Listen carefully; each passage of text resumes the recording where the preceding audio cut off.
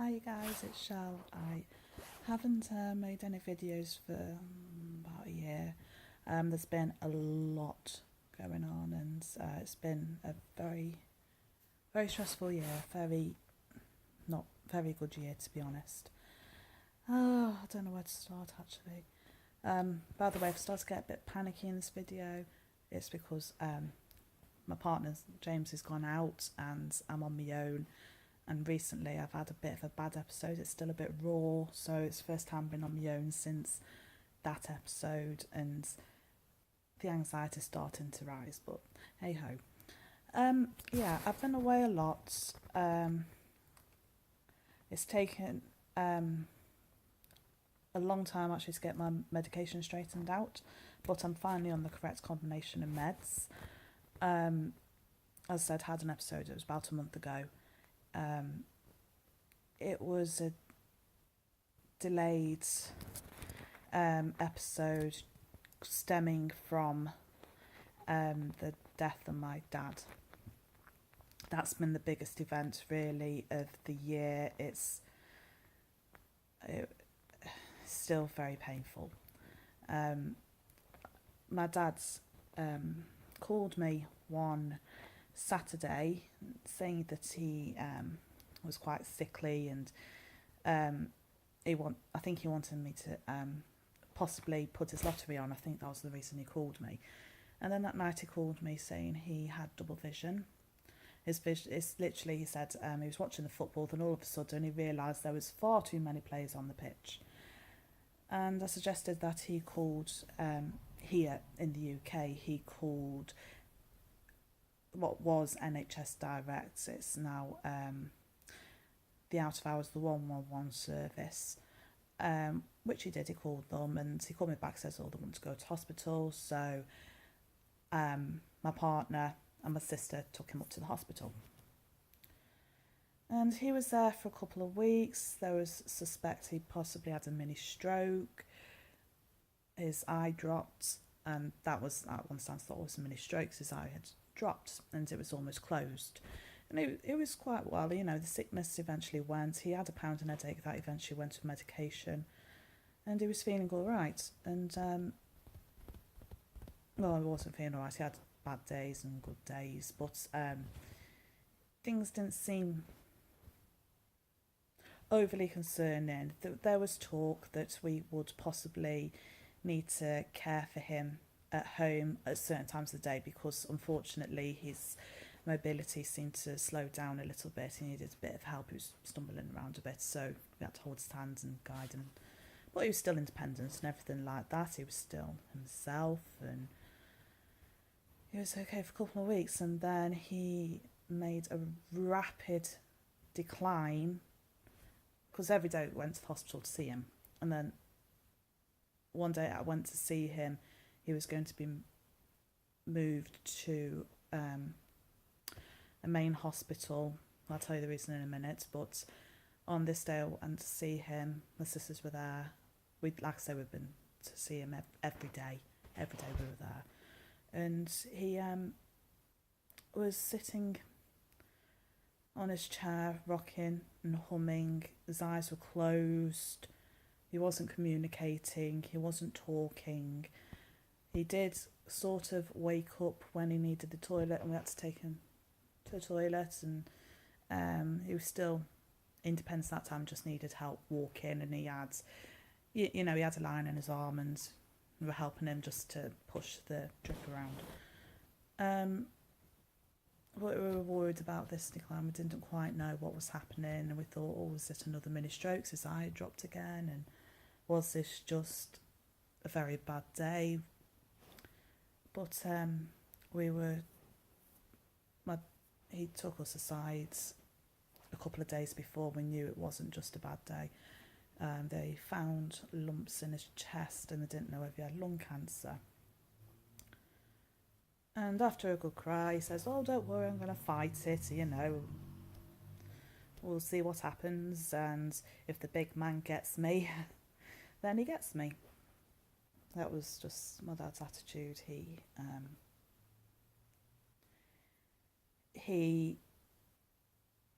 had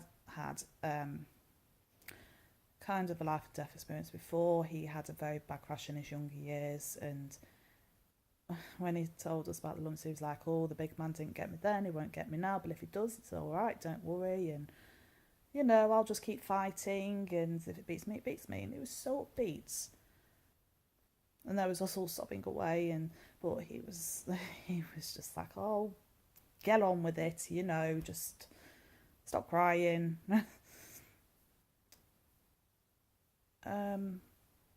So that day, when this was a few days later, he went into a rapid decline, as I said, and he was woman and that.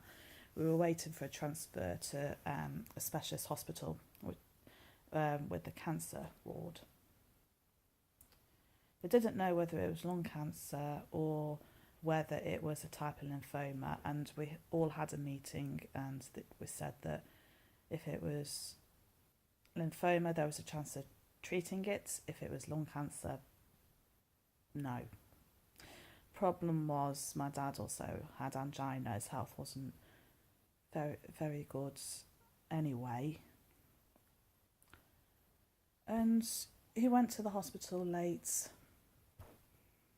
that night, and the next day we went to the main hospital, and me and my sister was taken into a room. We were told that he was rapidly declining still.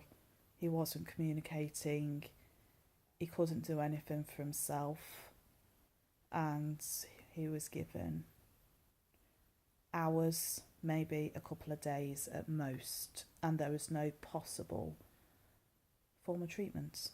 He was far too gone, we were told, and we were put up at the hospital to stay 24 hours so that we were there for him, and the doctor wanted to put a do not resuscitate order on him, and they said that if his heart did stop and they tried to restart it, because it was weak with angina, that it will do more harm than good, and we didn't want him to suffer. We agreed to the DNR.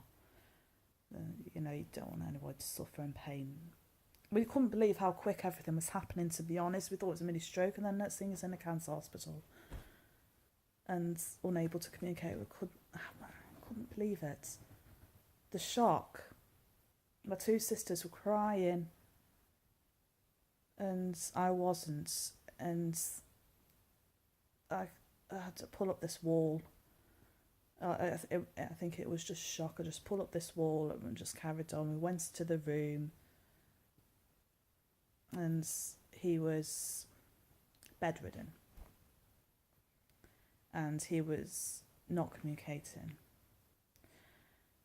He was put on steroids that day, and the doctor says it probably won't do anything. But the next day, my dad woke up, and he was talking, and he was far more himself. It wasn't out the woods, but his eyes were open, or his bad eye was open, and he was talking, and he hadn't done that for a couple of days. And, that day and then that night and the next day, the doctor says actually the steroids had done a very good job. He'd had CT scans, he'd had MRIs, he'd had lots by this point, and they'd all turned out clear until when he got to this hospital, and they found that there was small masses, lumps in his brain.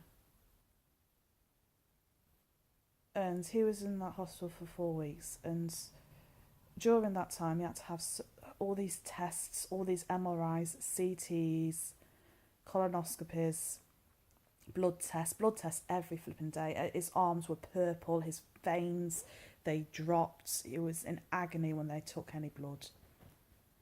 It really hurt him, and all these tests took their toll, but they found that actually it was lymphoma, and it was possible it was in his blood, and that it was getting everywhere, or it could have been leukemia. So they had to do a bone marrow. Now, I wasn't there at that particular time on the day they did the bone marrow, but my sister said it was the most awful thing she'd seen. But every day we were there, all day, every day. We went to the hospital, and we, all through it's like my older sister, she lives in Oxford, you see, so she had to come over and not be at work, and you know that put a strain on her being away from the family, having to have time off work. But when you're told that your dad's dying, it's, you know, you have to be there. And she had to make some tough decisions when he started feeling better, thinking, oh, do I go home now for a few days and see my family, then come back? And you know, she had to make some very tough decisions. And she did go back home because there was a marked improvement. He was, you know, he was given the nurse's lip, he was all this. And they said that they gave it back as good as he gave. My dad's got a mouth on him. He's got a big mouth and he likes swearing. It's second nature to him. And when he gets annoyed, you know about it. We were still given 24-hour access. We could stay at the hospital 24 hours. When eventually, I think it was perhaps the second or third week he was there, the bone marrow came back and he had an official diagnosis of Burkitt's lymphoma. Now, Burkitt's lymphoma is a childhood cancer mainly, but it's the fastest growing tumour known to man. And they told us that basically when the tumour started growing, it spread all through my dad within a week. But then they also said it is very treatable. And that's that he could get a good 6 months to up to 2 years. And that was what they were kind of hoping for. Me and my little sister, they told me and my little sister that 2 years was possible. And because he'd improved, he became eligible for chemotherapy. Now that was tough. He had the chemotherapy and he had to have very aggressive chemotherapy. It was a very aggressive tumour, so he had to have it very aggressively every day, and morphine, and he didn't like the morphine. He spent a lot of time confused, not knowing what's going on, not being awake, being hallucinating, and he didn't like that. He really, really didn't like feeling that way.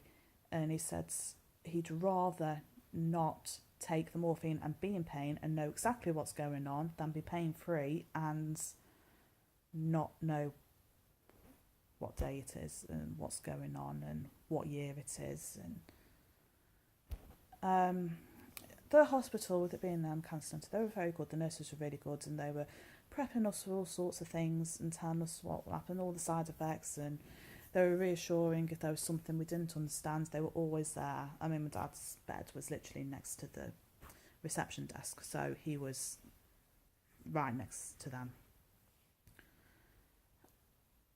But after the chemotherapy, he contracted pneumonia.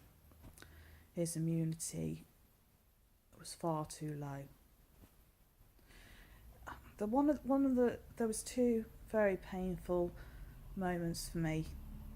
One of them was when he was in a bit of a confused state when he was in pain. He was trying to have the chemotherapy. He was suffering with the side effects. He was suffering in pain in his chest. He was hurting everywhere, and he held my hands, and I stood by him and I was giving him a hug, and he was crying, and he said that he didn't want to do it anymore. He was hurting, he didn't want to hurt anymore. And I said to him that if you don't want to do it, don't do it. this is your body. If you're tired, then it's up to you. You can have your time being pain-free at home, and but he didn't tell the nurses that. He told me that. So we continued with the treatments, and he started to get aggressive. He started to have panic attacks, and we weren't prepared for that. I wasn't prepared for the personality changes, and nobody mentioned this would happen. When he did get into a panic on one of his final days, he said to me that because he was panicked, I was trying to comfort him, and I said to him that how much I loved him, and he said that if I loved him that much, why did I put him in hospital to die? And he said that really angrily at me, like he really hated me. I said, I didn't put you here to die. You know, we're trying to fight it. You don't have to fight it, but I love you so much. You don't fucking love me. And I just had to leave the room in tears. And I was quite angry at the nurses for not telling us that these personality changes could happen. And they reassured me that it's the medication. He won't remember. He doesn't mean it. And, you go back an hour later and he didn't remember. It wasn't him. It really wasn't him. It sounded like him, but it wasn't him. And he was holding my hand after that, and just like normal. A lot of the times, me and my little sister would just sit quietly with him, holding his hands. He started to deteriorate rapidly, and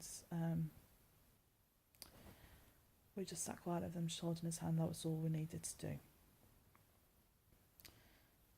And then on the one day, I had a bad dream that he was going to die, that he died in a dream. I said to my sister, I had this awful dream. And my older sister was in Oxford, and she rang, and I told her, she goes, she had a similar dream the same night, the night before. And we didn't know if this was coming to an end. And she was querying coming back. And when we went back to the room, and then when it was time for us to go, I said, I don't know if I want to leave him. There's something, and I don't know if I should go. I don't know if we should go. We should stay. So we talked to the doctor, and she said that things look worse than what they are. He's got pneumonia. He's having some trouble coughing the rubbish up, but he's having physiotherapy, and it's not, he's okay. And we'll call you, obviously, if he deteriorates. And I said, I've just got this horrible feeling and I should leave him. But we left, and, a bit more reassured. The doctor says he's fine. And my dad was just, he was thumbs up. That's what he did to us, thumbs up. So see you tomorrow, he's out. And we got a call about 2 a.m. to get there. And we got there too late.